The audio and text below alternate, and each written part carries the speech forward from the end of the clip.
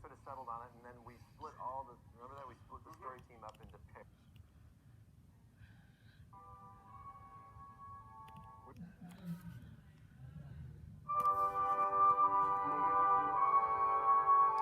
We're right now at Hidden City Cafe, which actually the film Monsters, Inc. was initially named Hidden City. And was basically the Pixar commissary for a lot of us. And it has a cameo in the film. It does, yes. So it's about 3 blocks over to where Pixar used to be.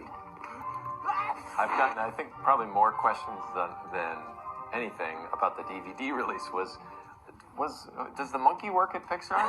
Because we had this monkey. Well, the first thing we said, it's not a monkey. It's a chimp. Well, and we talked about it. We thought it would be hilarious. It's just inexplicably. We'd cut to a chimp. Just there. We thought we had somewhere. a chimp there. Yeah. We would never acknowledge the chimp.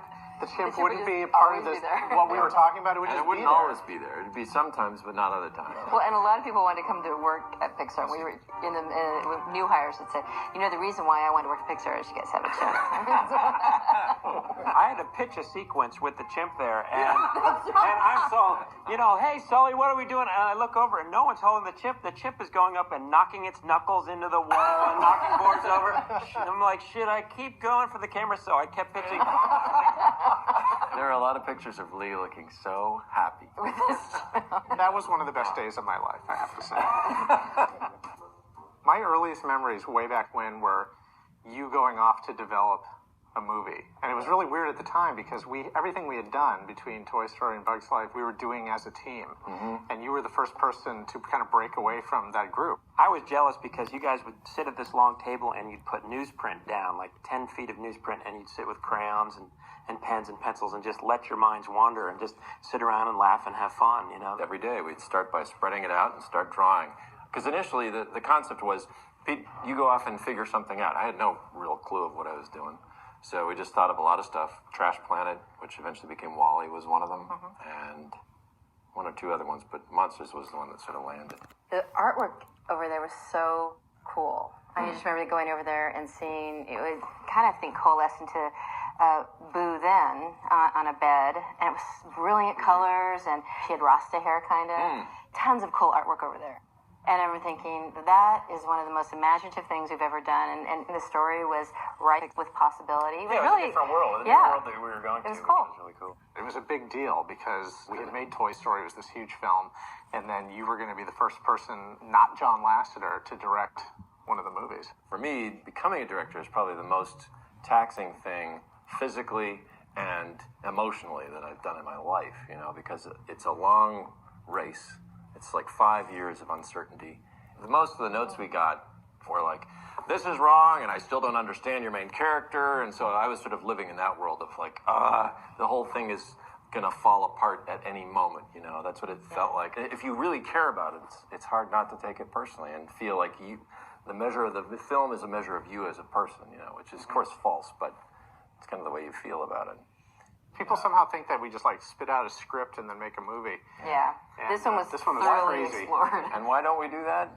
And I remember that you guys were doing a teaser with Sully and Mike to get those characters out there. There's nobody here. Huh? There's no kid. There's supposed to be a kid. There's no kid this game. I'm panicking because there's a total lack of kid here. Let's just check the schedule. Very embarrassing. And you guys asked me to come on and cut that. Which was a great thing for us just because it helped in the story department. It helped define those characters. But we had John Goodman and Billy Crystal. Right. So that was the thing. It's like we really made that teaser sing. And it came out really good. It did, yeah. And as is wont with me, as has happened on several films, I started to get so enmeshed in the story and the characters and working with you that it was hard for me to leave.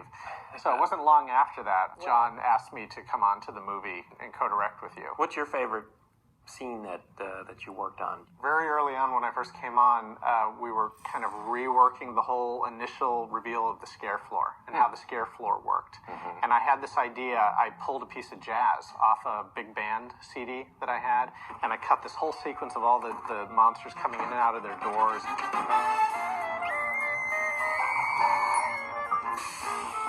Oh, I'm feeling good today. Mikey. And suddenly there was this whole cohesive feeling of the mechanics of everything.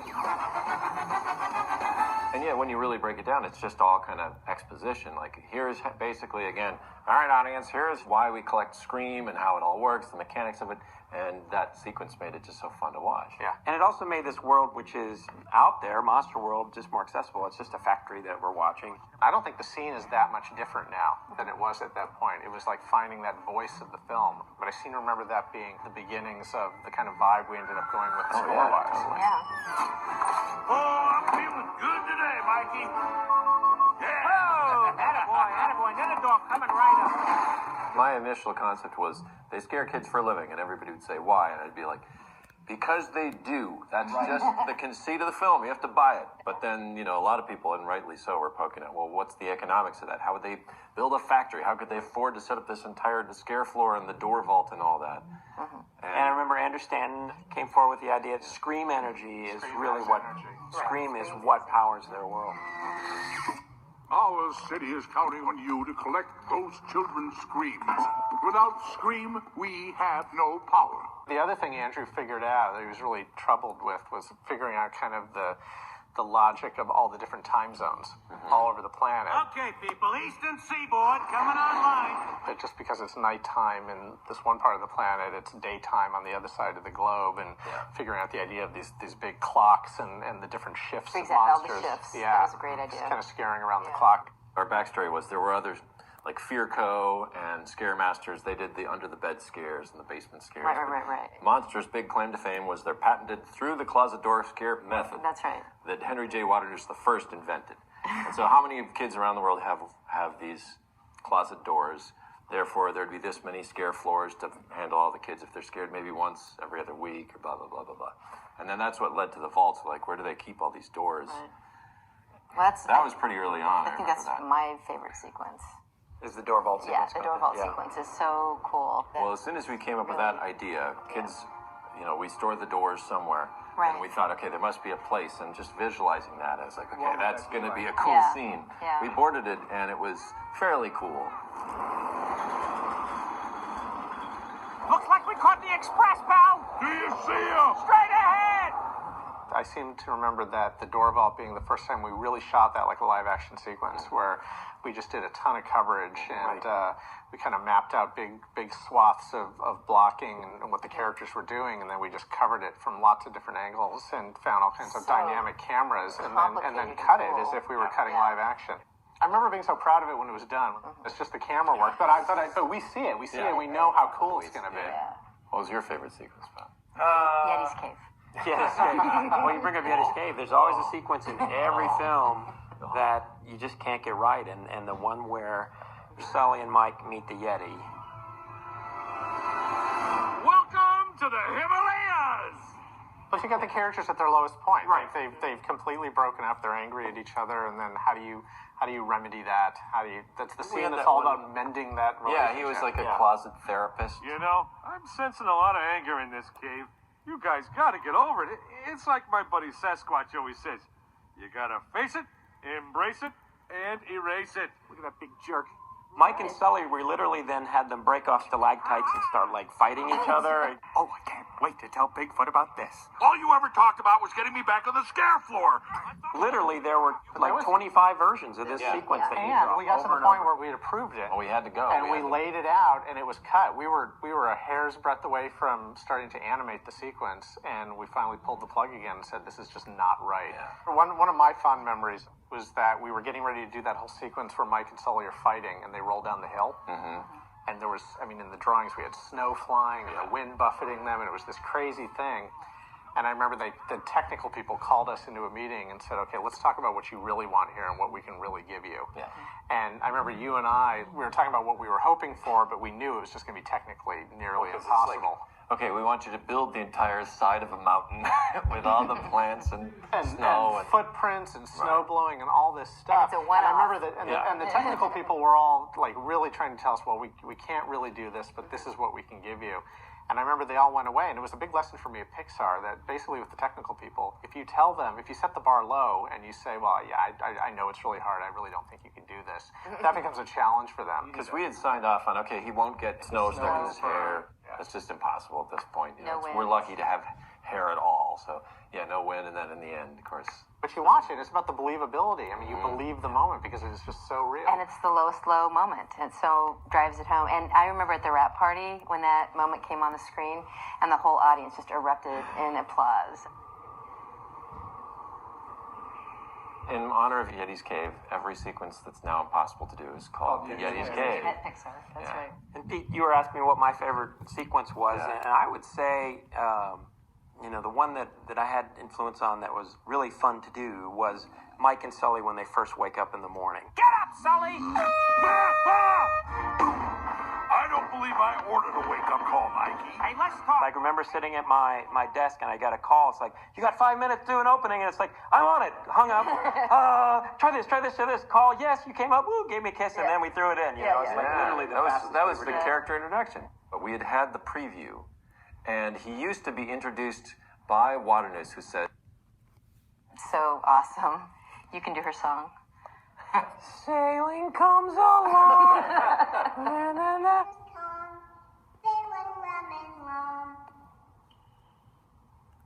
Are you done in there?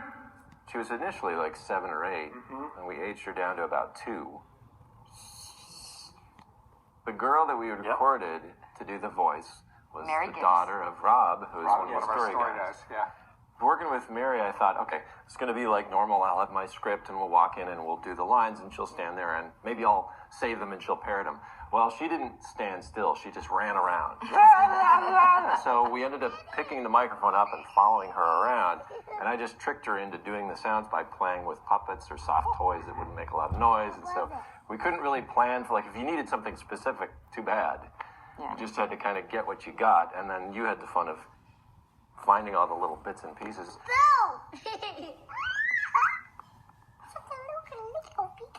So should we talk about 9/11?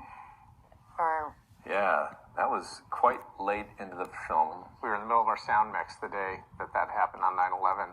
So as And I remember coming into, we all found out about it, and everyone was like, well, do we go to work? What do you do? But like a lot of people, we did end up going to work. I remember the prevailing feeling was that what we were doing was so trivial. this day in history, September 11th, 2011. So intense. Yeah, Seems kind of bizarre to be making cartoons, you know. it does.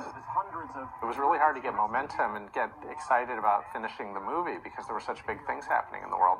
And the other thing that ended up being scary was that our movie was coming out basically 60 days after the towers fell. We just wondered, like, well, are people even going to want to go see movies? Right? That, Because and there then was there- such a remember dark there were the- mood in the world. Even later with some of the scares about the anthrax. Right. And so here, a fundamental element of the film are these big suited guys, walking around, and we're thinking, oh, this is We've been making this movie for years, and this thing just happened to happen right at the end of making the Yeah, movie. we changed the scene. right. There In was the one film. scene that we Oh, changed. that's right. We had a whole. Yeah. We had a scene. At the end of the sushi restaurant scene where Boo escapes from the restaurant, the CDA CDA attack, comes they in. come in, the one guy says, all clear for decontamination, and as they're running away, Mike says, Sully, that could not have gone any worse. And the way it was in the original was It was like a mushroom cloud. In the fireball of the restaurant being imploded, which was hilarious. Like we showed it. Forever, yeah. And then it was the most unfunny thing. Right. Well, we ended up doing like a plasma kind From of Toy effects Story in the 2, background. right? Yeah. But we got as far away from an explosion as possible because it was just so not something anyone But even wanted then, to it was see. so uncertain at the time. You're looking at it going, do we change it? Will this be funny again ever? The thing that I remember most fondly about that time is that when the movie did finally come out, we had so many people come to us and say, thank you. Thank you for giving me something we could go out and do as a family, because people had, sheltered their kids from the news, and again, the mood was so dark in the world. People weren't going out. People weren't going out, but they went out to see monsters in droves. We had so many people come to us who were so happy that we gave them an escape from everything that was going on. It was escapist, but it's also talking a lot about how to face fears. And I think, especially with kids, you hear a lot that this is a way that, Mike and Sully are a way that they learned how to not be afraid, and especially at that time. Oh, he's a happy bird. And it definitely feels like a Pete Docter film to me. I mean, Yes. even, you know, and you animated that last shot, you Yes. know, of Yeah. Sully's face, and I think that sums it up for me. Just how much heart that you put in this thing, and just how interesting this world was. Well, I always wanted to do a scene in the film, but you know the days are pretty packed, so it's hard to do, and that almost didn't come to be. Right, we were arguing about whether Sully should go in and we see Boo or not, and then you had this idea that you ran with. Showing it at the preview with an audience, it was just on boards. And I remember that being one of the points of contention that a lot of audience members Well, that was one of the biggest notes. we They want to go wanted to in. see We Boo want to at go the in end. with Sully and see Boo because they felt like it was working. That relationship was Yeah. really working. Yeah. And so Some we got people a lot would of take that pressure note for and that. say, well, then we should do it. We Right. should go see Boo because lots of people want to see that. Yeah, and there was a lot of But discussion about it, rightfully- but I just knew that no matter what we did, it would never be as good as what was in people's heads. And it was actually a fairly simple scene to do, which is another are reason always why. the hardest. Yeah. Yeah. I mean, it was just an emphasis on the acting, and I think the story did a lot of the work for you, you know? Yeah. That by the time that he opens the door and his face lights up, you're sort of primed for that, you know, that the story had worked to that point, and it sort of resolves in a satisfying way that hopefully allows the audience to kind of create what happened next. Kitty.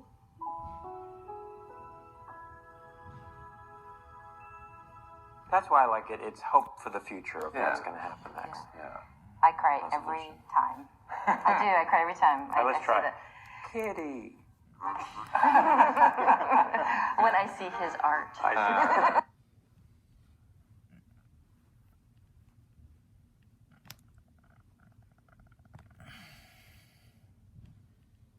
A bunch of thirsty-looking fish.